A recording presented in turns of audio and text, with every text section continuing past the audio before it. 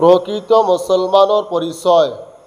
عن أبي موسى رضي الله عنه قال قالوا يا رسول الله أي الإسلام أفضل قال من سلم المسلمون من لسانه ويده। এই হাদিসের অর্থ হইছে ইসলামৰ উত্তম আমলসমূহৰ ভিতৰত এটা ডাঙৰ আমল হ'ল মানুহক নিজৰ জিবা অৰ্থাৎ কথাৰ দ্বাৰা আৰু হাতৰ দ্বাৰা কষ্ট নিদিয়া।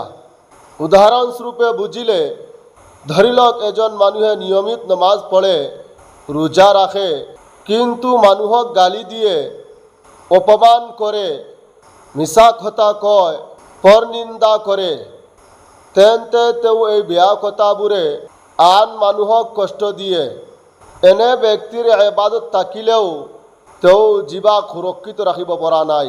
আনহাতে এজন মানুহে সদায় ভাল কথা কয়, কাকো গালি নিদিয়ে, কাকো অপমান নকৰে আৰু নিজৰ হাতেৰেও কাকো অন্যায়ভাৱে আঘাত নিদিয়ে, কাৰো সম্পত্তি নষ্ট নকৰে, কাৰো অধিকাৰ হৰণ নকৰে, তেন্তে তেওঁৰ পৰা মানুহে নিৰাপদ অনুভৱ কৰে।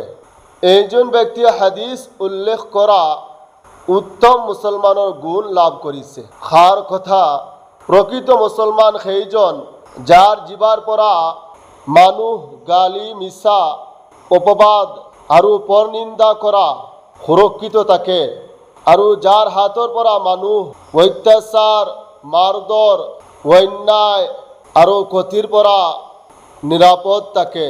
এই গুণ আল্লাহৰ ওচৰত অতি প্ৰিয় আৰু ইছলামৰ অন্যতম উত্তম আমল।